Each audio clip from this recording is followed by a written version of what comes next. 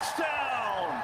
Sports betting, fantasy football, and the latest NFL news. Featuring Loud Esmond, Christian Giordani, Rocky Giordani, and Jeremy James. Bet on us to make you a better better. What? Let's get ready to steer the line. Good afternoon, everyone. Welcome to another segment of Steer the Line. Coming to us from Mexico. Yes, sir. Still sorry for the hostage-looking situation. I'm Christian Giordani. That happens a lot in Mexico. Just throwing it out there. Yeah. We got Mr. Loud Esmond and Mr. Jeremy James as well. How you guys doing today? I'm great. I'm going to pick my teeth on the air. Yeah, well, we got, it's still the dog days. Yeah. Sorry, guys. I'm not home, so same for me. But it's still the dog days of sports betting for everyone. All we really have is the MLB and the UFC, and some USFL to keep us over. But there is some NFL news that I like to get out of the way firsthand. 4 NFL players suspended again for gambling. One of them was, I believe, Isaiah Rodgers for the Indianapolis Colts, who was betting on his teammates over under rushing yards last season, and won about $1,000 from it. And he's looking to serve about a whole year suspension. Oh boy. If I am going to have a hardline position, 4 different players. 2 of them were already cut by Indianapolis, and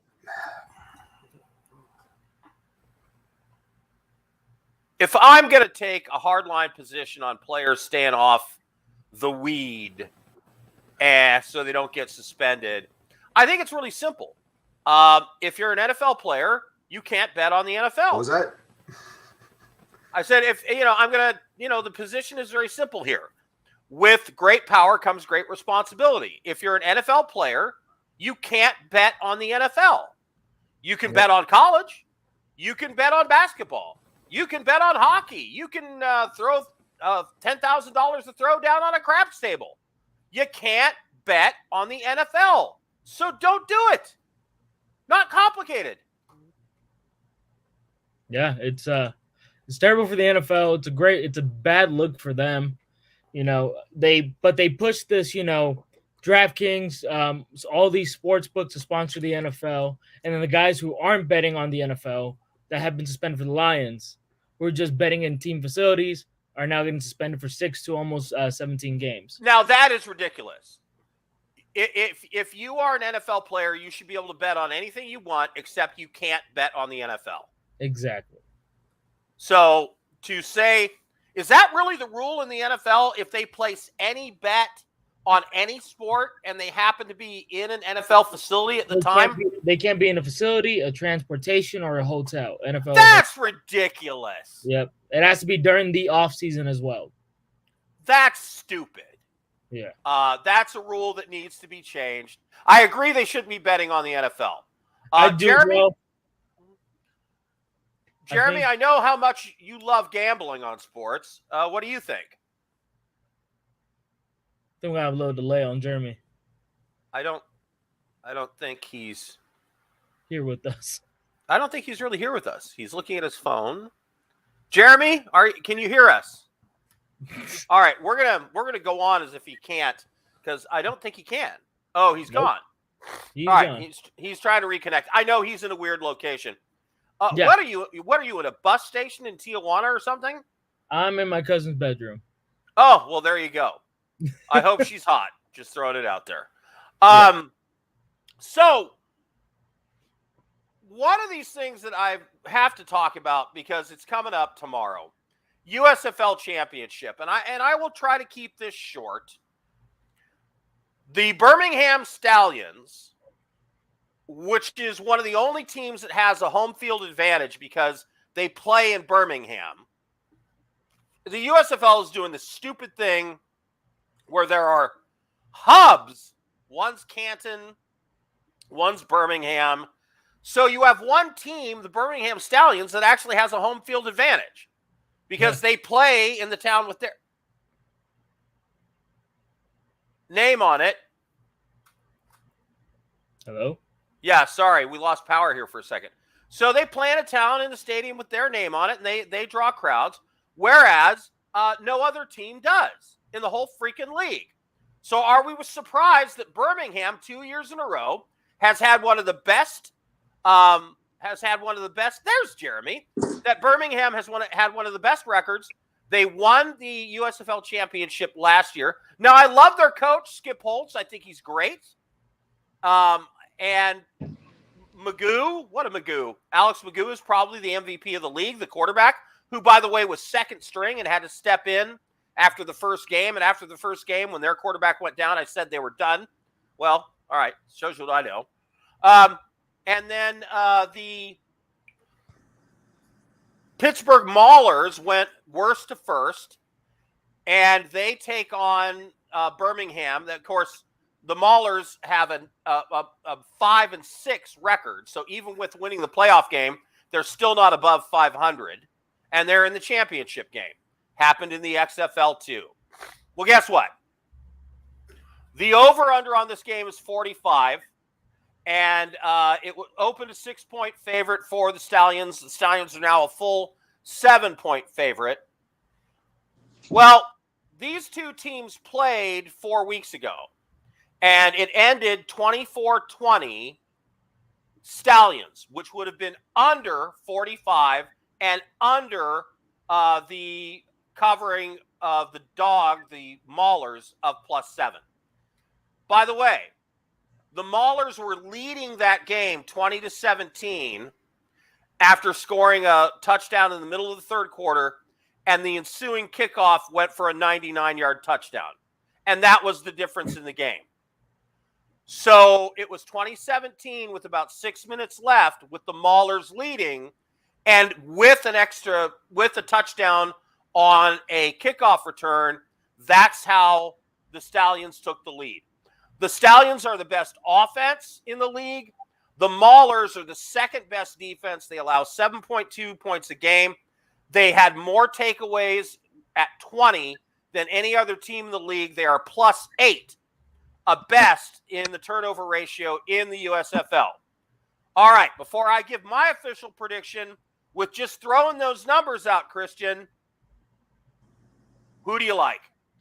I like the Birmingham Stallions, man. You know, they have the home field advantage. That's pretty much all I can give you on that. Whoa. This game's being played in Canton. In Canton.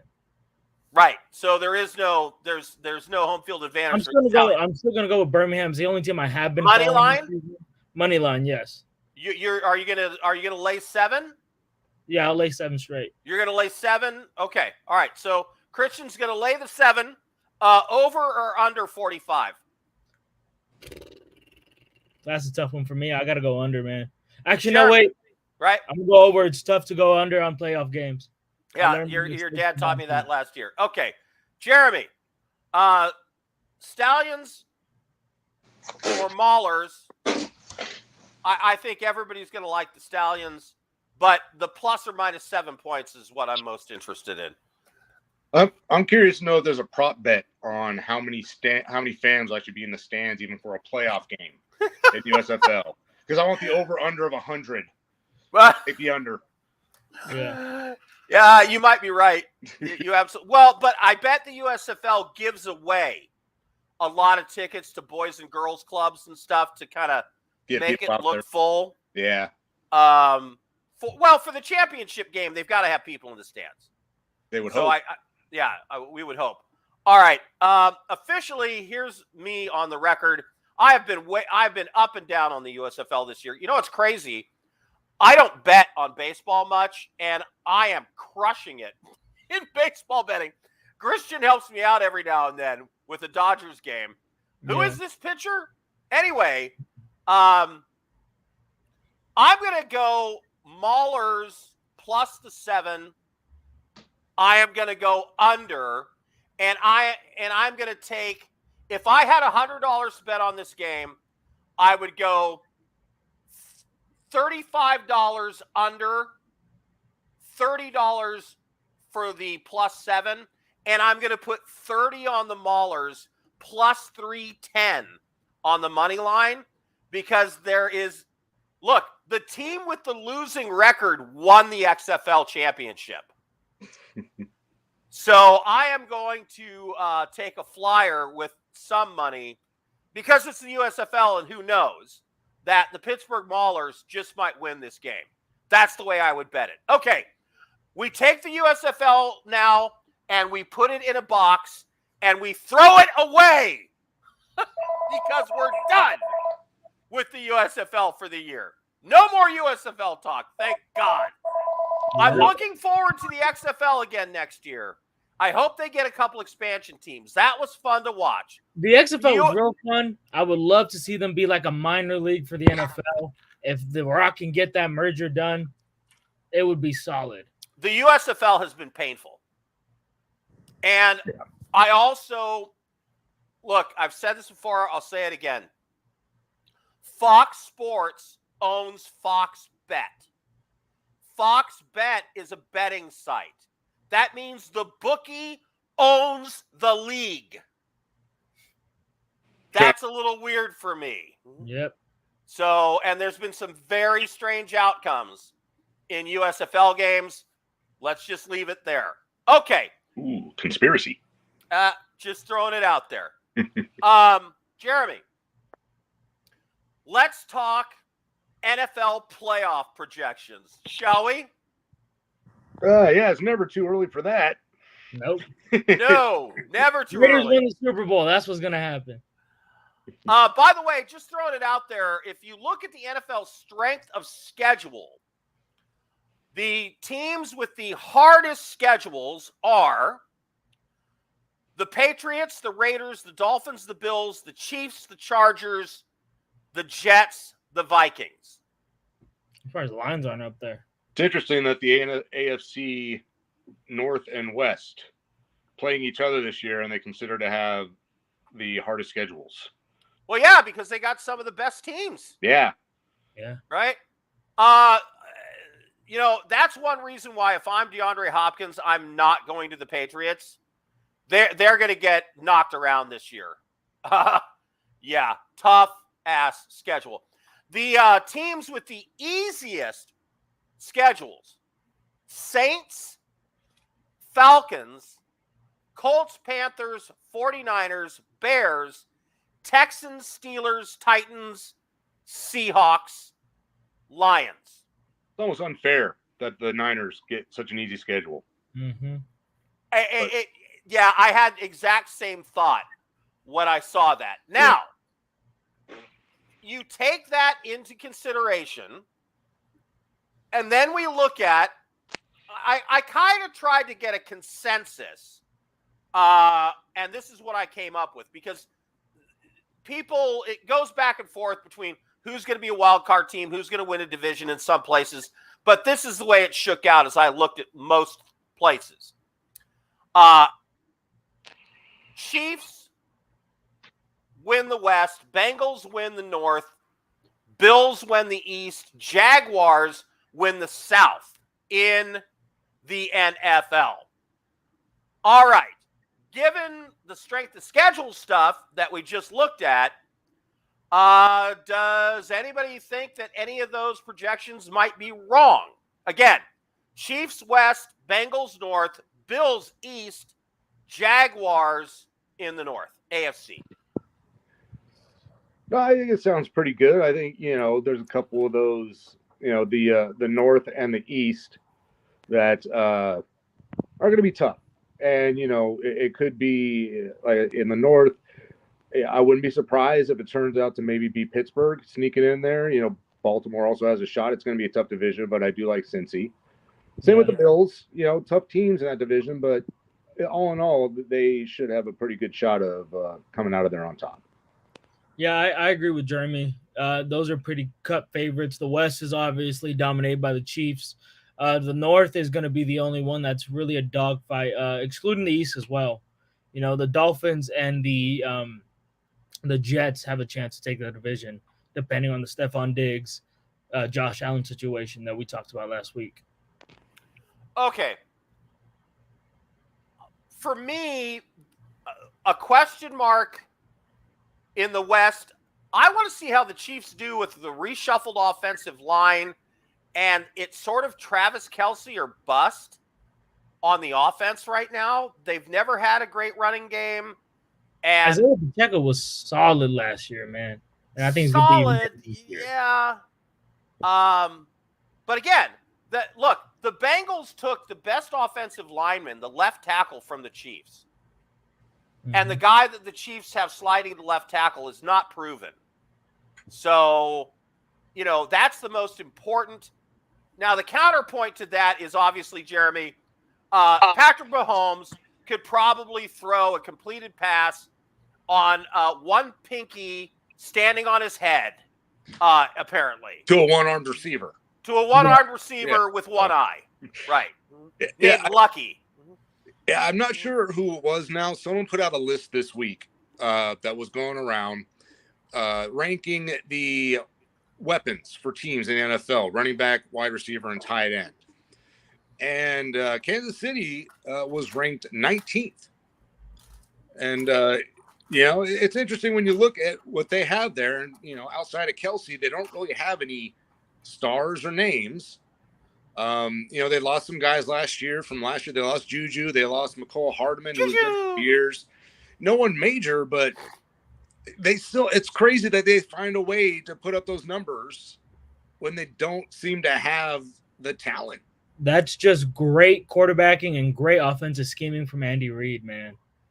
Yeah, but as we're talking about this, Kadarius Toney is the most underrated receiver in the league aside from Terry McLaurin. Yeah, and Loud Esmond is the most underrated sports prognosticator after Jimmy the Greek. So we'll just throw it out there. Anyway, I think the Chiefs. Yeah, I have a little caveat, but then who's going to win the division besides them? The Raiders might not win 4 games. The Chargers always find a way to screw it up, and Denver, as much as I love Sean Payton as a coach, and they short up the offensive line and they're going to run the ball down people's throats and blah, blah, blah. Russell Wilson stinks. Yeah. So I think almost by default, the Chiefs win. In the North, you guys know how much I love the Bengals. And they short up their offensive line, which was their one real weakness. I'm worried about the Bills in the East. I don't love any of the other teams, but isn't there a weird vibe coming out of there right now, Jeremy? Yeah, with this whole thing with, quarterback and wide receiver apparently not on the same page. Him being upset with how much he's getting the ball in that offense. It makes things a little strange heading into the offseason. And, when you really look at that team and their offense, other than, when you compare it to what Miami has and even to what the Jets have, they don't seem to have the firepower in Buffalo. It seems like Josh Allen is constantly carrying that team along and making them win. So it could be interesting if they go into this season not on the exact same page, because that's his number one guy, and the whole offense runs through him. Christian, how much cap space do the Bills have? I can't tell you off the top of my head. But I'll give you 5 seconds. They have $2.9 million in cap space. All right, so they're not signing DeAndre Hopkins and they're not signing Dalvin Cook. No. They're not getting a lot of big names. Stephon Diggs is the highest paid receiver. He's getting paid $39 million. That is. Well, then he better shut up and play ball. That's about good. Honestly, 14, Jeremy, right? He's making $40 million. Yeah. The quick math off my head, he's taking about a good 14% of their salary cap. You can't do that and then complain that you don't have enough help. Yeah. Sorry. Yeah. If you need another top your contract if you want the help. Yeah. If you need another top-notch receiver on the other side, you better rework your deal and free up some money for the team. But see, this is exactly where I'm worried that there's dysfunction there, right? Because he's not going to do that. Well, no. I'm going to get my money. And so how is that all going to work out? It's weird. I don't love the Jets. A lot of people remember the Philadelphia Eagles were a dream team, man. I mean, you don't know how all those pieces are going to fit together until they've played together. Mm-hmm. I don't trust Aaron Rodgers at this point in his career. They've got a great defense. They play in a very tough division. The Patriots have the toughest schedule. Honestly, if I was going to pick a dark horse in that division, it's the Dolphins. Yeah, the biggest question with the Dolphins is if Tua can stay healthy. And that's it. If he can stay healthy, they are a killer team. Yeah, their defense much improved this year as well. So, Chiefs, Bengals, Bills, Jaguars. There's no question for me the Jaguars win the South. And then they have the Ravens, Dolphins, and Chargers as wild card teams. I saw one projection of Denver being a wild card team, and I'm like, you've got to be kidding. It's the new coach hype, just like in the for the Jets, it's the new quarterback hype. Yeah. So people are going to be overexcited. I'm not overexcited about the Jets, but what they did last year and some of the close games they lost, if they just had competent quarterback play, they would have won probably 2 or 3 more games. Yeah, but you know what? Zach Wilson was a terrible quarterback. If he was an okay quarterback, they would have made a playoff spot. Okay, let's quickly. Time's getting away from us. Let's go to the NFC. So I see the consensus is the Eagles winning the East, 49ers West, Vikings North, and the South. There is no consensus among the prognosticators. I've seen Panthers, Falcons. I've seen everybody except the Saints being picked to win that division. But then when you go to the bookies, the odds to win the NFC South, Saints plus 135, Falcons plus 340, Panthers plus 500, Buccaneers plus 800. So the people that can't get it wrong or they go broke are all projecting the Saints. The people who talk smack for a living and have no responsibility for what they say in any real way are all over the place. Jeremy, let's start with that division. I like the Saints. I think they've got the most complete team right now in that division. They've got the most veteran quarterback, if it all comes together. My biggest concern with the Saints and Carr is, a stat I actually saw yesterday. Someone put out a list of all the starting quarterbacks' completion percentage in the red zone. Carr was dead last in the league last year at 33%. And that's one of the things that always bugged me about him was his terrible play in the red zone. So, I mean, but other than that, if he can fix that and lead that team, I think they're just kind of above and beyond the rest of the division at this point.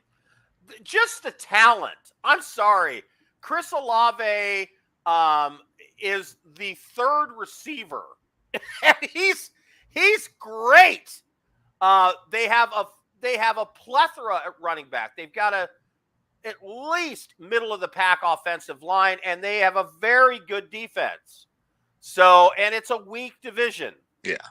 So the Saints are going to win the South. And then the question is, who are the wild card teams? So Cowboys, Lions, Seahawks. Personally, for me, I could go Lions instead of Vikings to win the division. I could go Cowboys instead of Eagles, or even Giants instead of Eagles to win the division. Because guess what? A lot of people didn't see the Eagles scheme coming last year. They will have an offseason to study it.